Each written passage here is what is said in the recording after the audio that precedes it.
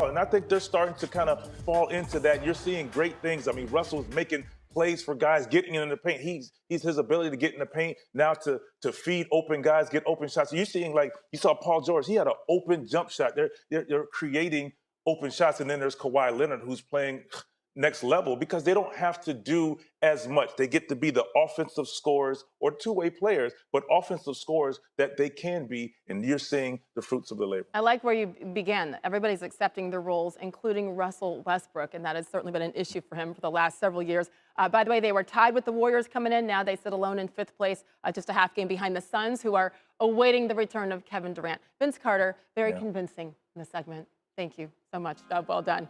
Again, more context on the Clippers. They've won those 4 straight games, pushing them within the top 5 of the standings out west. At the beginning of the streak, LA was the 8th seed on pace to compete in the play-in. Now they are in sole possession of the 5 spot and a half a game again behind those Phoenix Suns. Sage, Team USA advancing to the World Baseball Classic quarterfinals with a 3-2 win over Colombia, tying Mexico for top honors in Pool C. The Americans, led by stars Mookie Betts and Mike Trout, who combined to go 5 for 8, with Betts scoring twice and Trout driving in all 3 runs. The U.S. is going to play Venezuela in Miami on Saturday. All right, a big win, maybe a big loss for Puerto Rico. Puerto Rico, the Dominican Republic, winner advancing to the quarterfinals. Bottom 9, Edwin Diaz in to close it out, gets Teoscar Hernandez. Ball game, 5-2. Puerto Rico and the celebration, and there's a player that's going to go down in the middle. Turns out it's Diaz. Teammates are like, y'all come out, check on him. Appears to injure his leg somehow in that celebration, had to be helped off the field. Mets tweeting out Diaz injured his right knee. He will undergo imaging tomorrow, and that they will update when appropriate. Diaz coming off one of the most dominant seasons ever by a reliever. He became the 3rd pitcher in MLB history to strike out at least 50% of the batters that he faced. And opposing hitters whiffed on 50% of their swings against him, the highest percentage by any pitcher over the last 30 years. Marley Rivera joining us now live in Miami. Marley, you were there last night when Edwin Diaz got hurt.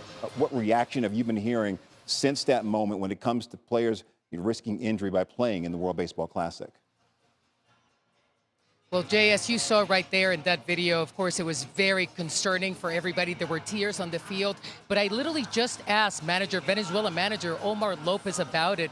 And he said, one thing that is happening out there is this kind of hate towards WBC for these type of injuries. He said, this is something that can happen anytime in spring training during the World Series. I just spoke to pitcher Jorge Lopez from Venezuela and World Series winning pitcher Luis Garcia, and he said this could have happened to me anywhere. They're all, of course, hoping for the best for Edwin Diaz. As you mentioned, we're going to get more information from the New York Mets on that imaging on Diaz's right knee today, but it's all about playing for flag and country and what that means for all these players. And sometimes maybe that is not understood. You know, Omar Lopez was very quick to point out that Team USA was playing with a lot of spirit last night, and that's sort of how these teams play all the time. Last night's game at one point was called the Caribbean Super